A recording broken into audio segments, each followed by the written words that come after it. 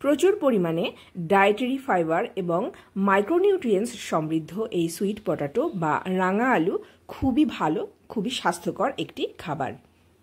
সকালবেলা ব্রেকফাস্ট হিসাবে অথবা সন্ধ্যাবেলা স্ন্যাক্স হিসেবে কিংবা উপোসের দিনেও কিন্তু এই রেসিপিটা ট্রাই করতে পারেন।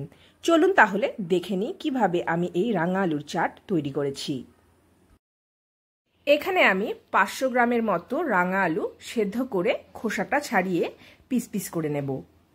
রাঙা আলুটাকে আপনি প্রেসার কুকারে দিয়ে সেদ্ধ করতে পারেন অথবা ভাত যখন রান্না হবে তার মধ্যে দিয়ে দিলেও কিন্তু খুব সুন্দরভাবে সেদ্ধ হয়ে থাকবে।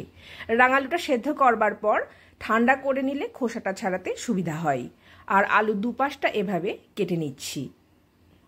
আপনি আপনার রুচি পছন্দ মতো যেরকম ইচ্ছা সেরকমভাবে কেটে নিতে পারেন। আমি মাঝখান থেকে একটা ফালা দিয়ে নিয়েছি, তারপর এরকম থিকনেস করে আলুগুলোকে কেটে নিচ্ছি। তবে খুব বেশি করে পাতলা করে কাটবেন না, তাহলে কিন্তু চাটটা তৈরি করবার সময় আলুগুলো ভেঙে যেতে পারে।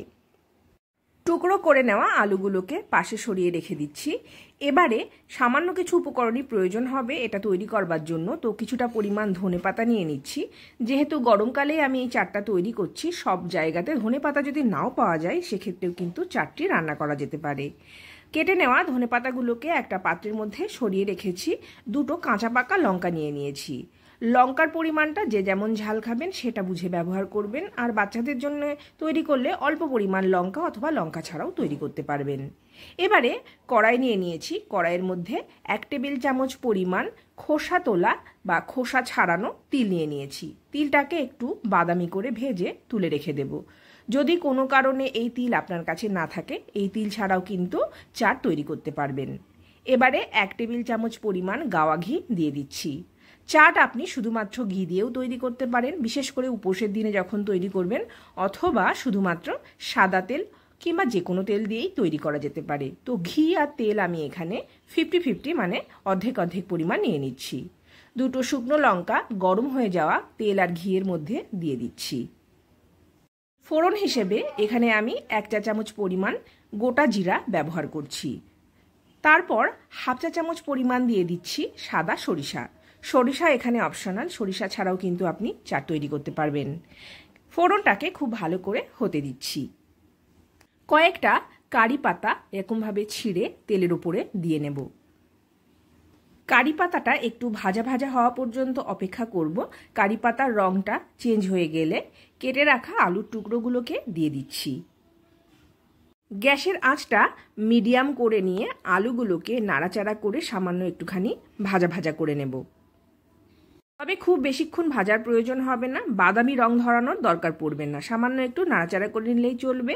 এবারে দিয়ে দিচ্ছি পরিমাণ মতো হলুদ গুঁড়ো আর দিয়ে দিচ্ছি লাল লঙ্কার গুঁড়ো। লঙ্কার গুঁড়োটা কিন্তু এখানে ঝালের জন্য আমি ব্যবহার করছি না, চাটটাতে সুন্দর একটা কালার আসবে সেই জন্য ব্যবহার করছি।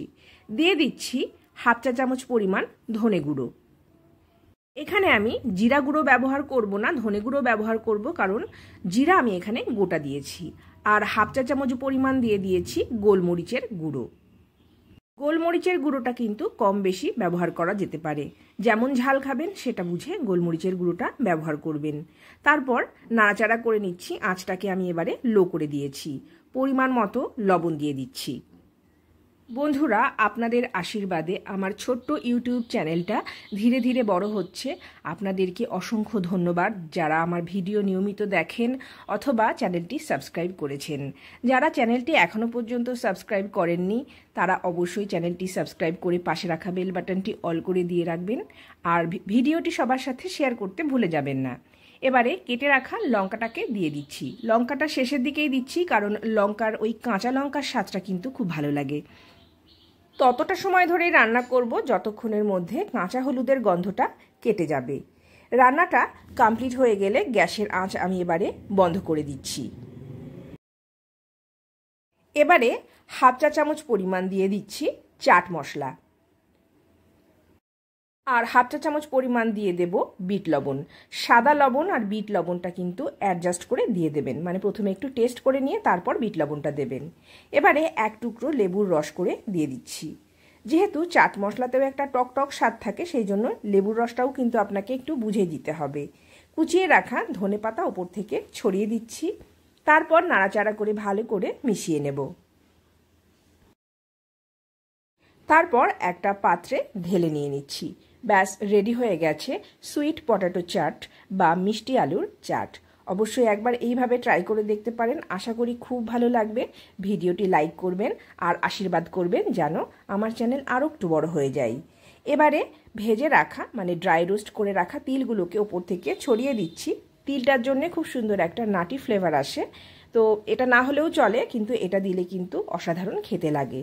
আপনারা অনেক ভালো থাকবেন, সুস্থ থাকবেন। আপনাদের সাথে দেখা হবে পরবর্তী কোনো নতুন দিনে, পরবর্তী কোনো নতুন রেসিপির সাথে। আজকের মতো বিদায়, নমস্কার।